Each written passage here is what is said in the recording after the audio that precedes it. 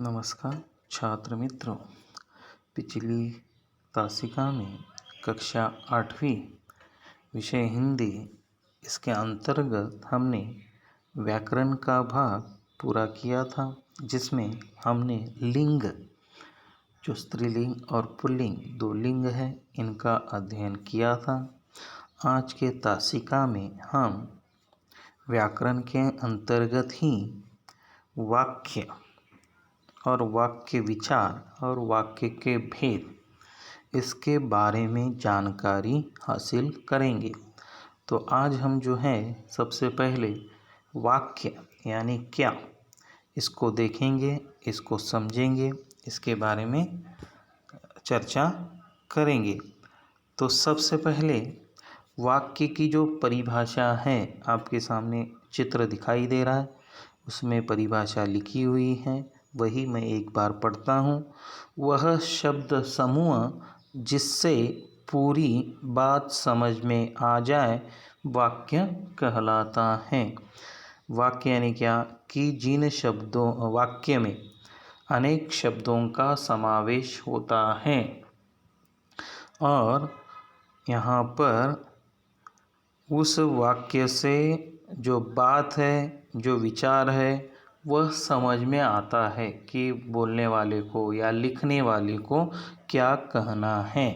मतलब अनेक शब्दों का समूह वाक्य कहलाता है। दूसरे शब्दों में मतलब और एक व्याख्या यहाँ पर बताई गई है, देखिए, विचार को पूर्णता से प्रकट करने वाली एक क्रिया से युक्त पद समूह को वाक्य कहते हैं। मतलब मैंने तभी बताया कि पद समूह मतलब अनेक शब्दों का समूह होता, और क्या है, विचार को स्पष्टता से यहाँ पर समझाने का कार्य वाक्य में होता है।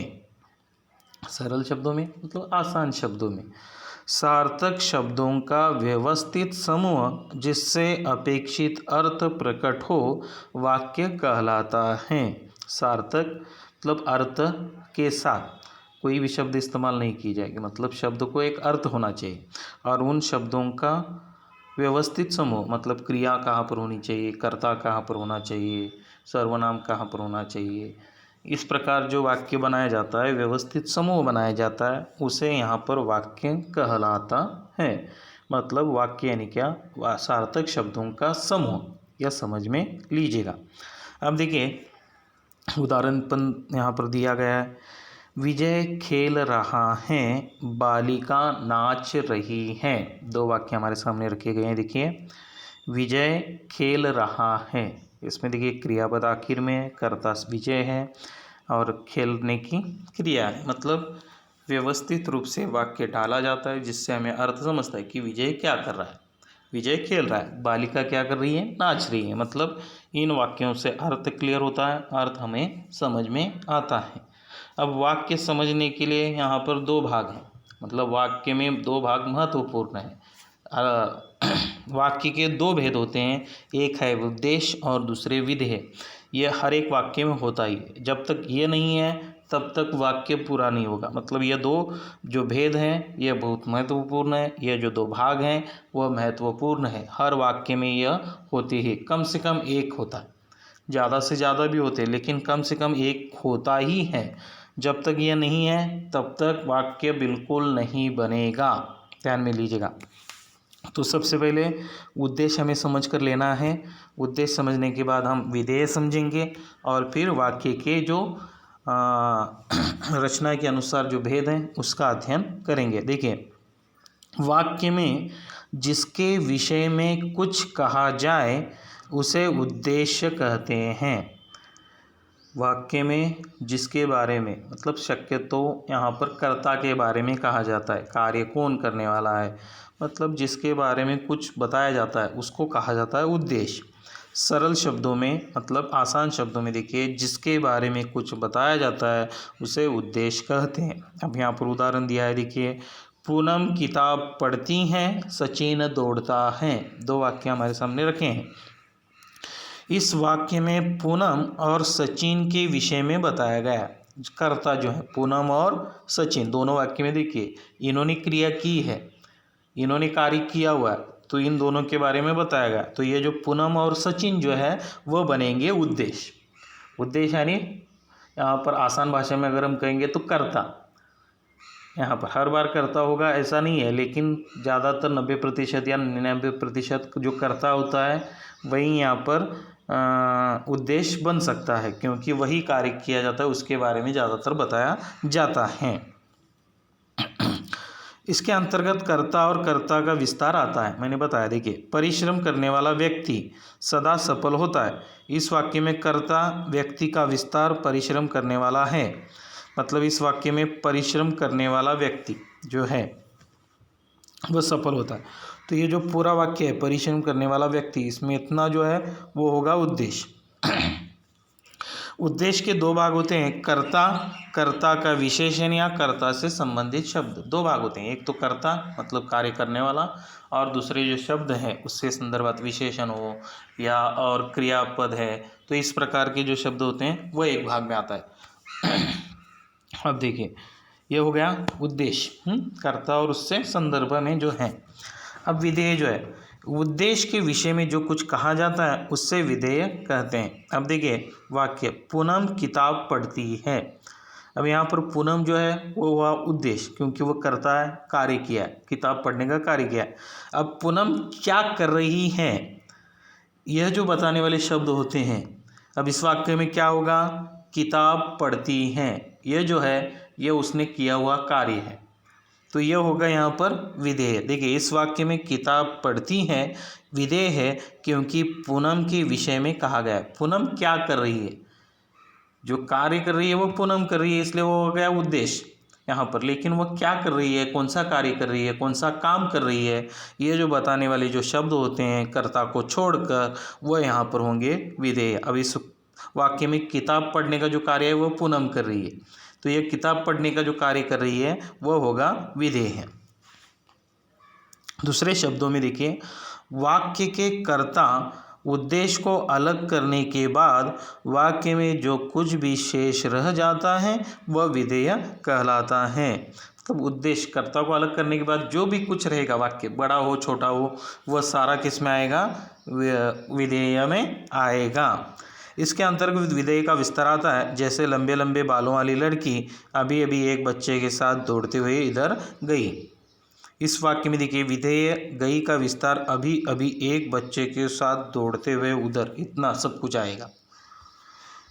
अब देखिए ये जो विशेष है या इसके बारे में हमें कोई ज़्यादा आवश्यकता नहीं है, इसलिए हमें इसके बारे में ज़्यादा जानकारी करनी नहीं है। बहुत सारे विधेय की 6 भाग हैं, क्रिया, क्रिया के विशेषण, कर्म, कर्म से विशेषण या कर्म से संबंधित। जब हम आगे जाएंगे 9वीं या 10वीं कक्षा या उससे भी आगे जाएंगे तब ये इसकी ज़रूरत है, तब तक इसकी आवश्यकता नहीं है। हमें सिर्फ उद्देश्य और विधेय यह 2 भाग ध्यान में रखने हैं, और इसलिए हम इसके बारे में कोई जानकारी नहीं लेंगे। हम सीधे चलेंगे वाक्य के भेद जो हैं रचना के आधार पर, इन 3 भागों का अध्ययन करेंगे। रचना के आधार पर जो है, रचना के आधार पर और अर्थ के आधार पर, इस प्रकार से 2 भाग होते हैं। तो हमें सिर्फ आज क्या देखना है कि रचना के आधार पर जो भेद हैं उसके बारे में हम जानकारी लेंगे। तो रचना के आधार पर वाक्य के 3 भेद हैं। एक है साधारण वाक्य या सरल वाक्य, उसे कहा जाता है सिंपल सेंटेंसेस। मिश्रित वाक्य कॉम्प्लेक्स सेंटेंसेस, और तीसरा है संयुक्त वाक्य। ये 3 भाग यहाँ पर हमें देख सकते हैं, समझ सकते हैं। तो रचना के आधार पर ही आज हम अध्ययन करेंगे और आगे का भाग अगली तासिका में देखेंगे। देखिए साधारण वाक्य यानी सरल वाक्य, उसे ही सरल वाक्य कहा जाता है। तो इसकी व्याख्या, इसकी परिभाषा देखिए, जिन वाक्य में एक ही क्रिया होती हैं और एक कर्ता होता है वे साधारण वाक्य कहलाते हैं। अब देखिए हमने उद्देश्य और विधेय यहाँ पर क्यों ज़रूरी है, देखिए तो जिन वाक्य में एक ही क्रिया, क्रियापद जिसे कहते हैं, या एक ही कार्य हो रहा है, 2 क्रियाएं नहीं हो रही हैं, एक ही कार्य हो रहा है और एक ही करता है, मतलब एक ही कर्ता वह क्रिया कर रहा है, तो ऐसे जो वाक्य होते हैं वह साधारण वाक्य होते हैं। साधारण वाक्य शक्य तो छोटे होते हैं। उदाहरण दूसरे शब्दों में देखिए, जिन वाक्यों में एक ही उद्देश्य, मैंने बताया उद्देश्य यानी कर्ता ज़्यादातर, तो एक ही उद्देश्य है और एक ही विधेय है, तो वो होता है साधारण या सरल वाक्य होता है। ध्यान में लीजिएगा। इसमें एक उद्देश्य और एक विधेय रहते हैं, जैसे बिजली चमकती है, पानी बरसा। अब देखिए इसमें बिजली चमकती, चमकना और बिजली, बिजली यह हो गया कर्ता या बिजली यह हो गया उद्देश्य। बिजली क्या कर रही है? चमक रही है, चमकती है, यह हुआ विधेय है, मतलब उद्देश्य एक विधेय एक। पानी बरसा, पानी एक और बरसा, बरसने की क्रिया हो रही, क्रिया एक है, पानी बरसने की, पानी यह हो गया कर्ता। इन वाक्यों में एक एक उद्देश्य अर्थात कर्ता और विधेय अर्थात क्रिया है, अतः ये साधारण वाक्य हैं। एक उद्देश्य और एक क्रिया जिन वाक्य में आते हैं उन्हें कहेंगे हम साधारण वाक्य यहाँ पर कह सकते हैं या सरल वाक्य कह सकते हैं। अब आगे देखिए, मिश्रित वाक्य जो हैं, जिस वाक्य में एक से अधिक वाक्य मिले हों किंतु एक प्रधान उपवाक्य तथा शेष आश्रित उपवाक्य हो, मिश्रित वाक्य कहलाता है। पहले वाक्य में देखिए हमने एक उद्देश्य और एक विधेय देखा। अब जो मिश्रित वाक्य है वो कैसा होता है देखिए, मुख्य उद्देश्य और मुख्य विधेय के अलावा एक या अधिक समापिकाएं क्रिया हों। एक मुख्य उद्देश्य होता है, मतलब एक क्रिया एक कर्ता होता है और उसके द्वारा की जाने वाली क्रिया, ये मुख्य होते हैं। अब इन दोनों को छोड़कर, एक उद्देश्य और एक विधेय को छोड़कर और यहाँ पर क्या होता है, क्रियाएं आती हैं, कार्य आती हैं, उसको कहा जाएगा। मतलब साधारण इसमें दो वाक्य आए होते हैं और एक उद्देश्य जो है उस उद्देश्य द्वारा दो क्रियाएं की जाती हैं, उसे यहाँ पर कहेंगे हम मिश्रित वाक्य या मिश्र वाक्य भी कहते हैं। देखिए, वह कौन सा मनुष्य है, उदाहरण देखिए, जिसने महाप्रति राजा भोज का नाम न सुना हो। अब दूसरे शब्द में, जिन वाक्यों में एक प्रधान मुख्य उपवाक्य हो और अन्य आश्रित उपवाक्य हो तथा जो आपस में की, जो, क्योंकि, जितना, उतना, जैसा, वैसा, जब, तब, जहाँ, वहाँ, जिधर, उधर, अगर, यदि, तो, यद्यपि, तथापि आदि से मिश्रित हों, उन्हें मिश्रित वाक्य कहते हैं। देखिए यहाँ पर एक मुख्य वाक्य होता है और उस पर ही आधारित दूसरा वाक्य होता है जो इन समुच्चय बोधक अवयवों से जोड़ा जाता है। मतलब क्योंकि है, जितना है, जहाँ, वहाँ, जब, तब, इस प्रकार के शब्दों से क्या किया जाता है, वह जोड़ा जाता है। उदाहरण देखिए, आगे दिखाया है उसको देखेंगे। इसमें एक मुख्य उद्देश्य और मुख्य विधेय के अलावा एक से अधिक समापिकाएं क्रिया होती हैं। जैसे, मैं जानता हूँ कि तुम्हारे अक्षर अच्छे नहीं बनते, जो लड़का कमरे में बैठा है वह मेरा भाई है। देखिए, जो लड़का कमरे में बैठा है, एक वाक्य बना है यहाँ पर। जो लड़का जो है वो यहाँ पर उद्देश्य हुआ, कमरे में बैठा है यह विधेय हुआ, वह मेरा भाई है, तो वह यहाँ पर फिर और एक यहाँ पर उद्देश्य आया और मेरा भाई विधेय आया। तो देखिए, यदि परिश्रम करोगे तो उत्तीर्ण हो जाओगे। एक दूसरे पर यह वाक्य क्या होते हैं, अवलंबित होते हैं ज़्यादातर। यदि परिश्रम करोगे तो उत्तीर्ण होगे, तो एक दूसरे पर यहाँ पर ये वाक्य ज़्यादातर क्या होते हैं, जुड़े होते हैं। और इनको जोड़ने के लिए क्योंकि, जब, तब, यहाँ पर इस प्रकार की, जहाँ, वहाँ, तो ये शब्द आते हैं। ऐसे जो वाक्य होते हैं वो होंगे मिश्र वाक्य। ठीक है, ज़्यादा अगर हम देखते रहेंगे तो यहाँ पर थोड़ा सा आपका संभ्रम हो सकता है, इसलिए सिर्फ इतना ध्यान में रखिए कि दो वाक्य होते हैं, इसमें दो उद्देश्य, दो विधेय होते हैं और यह एक दूसरे पर अवलंबित होते हैं। इनको जोड़ने के लिए जब, तब, क्योंकि, इस प्रकार के शब्दों का उपयोग किया जाता है। इसको ध्यान में रखिएगा तो यहाँ पर आपको कोई परेशानी नहीं होगी। अब आया तीसरा वाक्य जो है यहाँ पर संयुक्त वाक्य जो है, उसके बारे में हम जानकारी देखेंगे। देखिए यहाँ पर, जिस वाक्य में दो या दो से अधिक उपवाक्य मिले हो परंतु सभी वाक्य प्रधान हो तो ऐसे वाक्यों को संयुक्त वाक्य कहते हैं। अब आपने कहा कि मिश्र वाक्य में दो वाक्य होते हैं या उससे अधिक होते हैं, वह भी यहाँ पर जोड़े जाते हैं। तो अब संयुक्त वाक्य की व्याख्या में भी आप यहाँ पर कहेंगे कि जिस वाक्य में साधारण या अधिक, उससे अधिक जो वाक्य होते हैं, संयुक्त वाक्य में भी दो वाक्य होते हैं, मिश्र वाक्य में भी दो वाक्य होते हैं। यह पहले बात ध्यान में रखिए।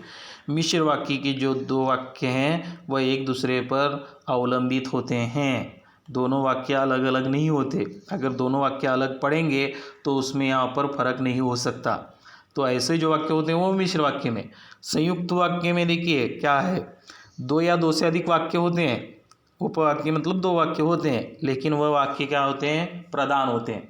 पहले वाक्य का संबंध दूसरे वाक्य से अगर हम पढ़ेंगे तो संबंध उतना नहीं आता। अगर दोनों वाक्य अलग पढ़ेंगे तो दोनों वाक्यों का अर्थ हमें पता चलता है, मालूम होता है। इसलिए हमें इस प्रकार से कोई डरने की बात नहीं है। दोनों वाक्य अलग हो सकते हैं, दोनों वाक्य प्रधान हो सकते हैं, तो उसे यहाँ पर संयुक्त वाक्य कह सकते हैं। संयुक्त वाक्य उस वाक्य समूह को कहते हैं जिसमें से दो या दो से अधिक सरल वाक्य अथवा मिश्र वाक्य अवयवों द्वारा संयुक्त हो। इस प्रकार के वाक्य लंबे और आपस में उलझे होते हैं। जैसे मैं रोटी खाकर लेटा कि पेट में दर्द होने लगा और दर्द इतना बड़ा कि तुरंत डॉक्टर को बुलाना पड़ा। इस लंबे वाक्य में संयोजक और हैं जिसके द्वारा दो मिश्र वाक्यों को मिलाकर संयुक्त वाक्य बनाया गया। देखिए, मैं रोटी खाकर लेटा कि पेट में दर्द होने लगा, यह मिश्र है। की से जोड़ा गया, लेकिन पेट में दर्द होने लगा रोटी खाने के बाद, यह मिश्र वाक्य है। मतलब मैं रोटी खाकर लेटा, यह एक वाक्य हुआ। पेट में दर्द होने लगा, ये एक वाक्य हुआ। लेकिन पेट में दर्द होने लगा और मैं रोटी खाकर लेटा, ये दो वाक्य जोड़े गए हैं की से, मतलब एक दूसरे से अवलंबित हैं। खाकर क्या हुआ कि दर्द होने लगा, और बाद में दर्द इतना बड़ा कि तुरंत डॉक्टर को बुलाना पड़ा, ये एक वाक्य। दर्द इतना बड़ा कि तुरंत, ये दो मिश्र वाक्य हैं। चार वाक्य आए हुए हैं वैसे देखे जाए तो। इसमें दो वाक्य यहाँ पर जोड़कर वो मिश्र वाक्य बनाए, दो वाक्य जोड़कर मिश्र वाक्य बनाए, और इन दो मिश्र वाक्यों को जोड़ने का कार्य और ने किया है। तो ये जो और है, ये यहाँ पर संयुक्त वाक्य का यहाँ पर जोड़क है, यहाँ पर योजक है। इस लंबे वाक्य में संयोजक और है जिसके द्वारा दो मिश्र वाक्यों को मिलाकर संयुक्त वाक्य बनाया गया। अब देखिए, ज़्यादातर जो जानकारी है उसके बारे में हम देखेंगे, जो हमें आवश्यक है उसको हम देखेंगे। मतलब इसमें आज हमने देखा सरल वाक्य, मिश्र वाक्य और संयुक्त वाक्य, इन तीन वाक्यों का हमने अध्ययन किया। आगे के तास में हम अर्थ के आधार पर वाक्यों को देखेंगे, लेकिन आज के लिए इतना काफ़ी है। अब इस पर जो स्वाध्याय है उसको आपको पूरा करना है। स्वाध्याय जो है मैं आपको व्हाट्सएप द्वारा भेज दूंगा, तब आपको उसको पूरा करना है। तब तक के लिए धन्यवाद।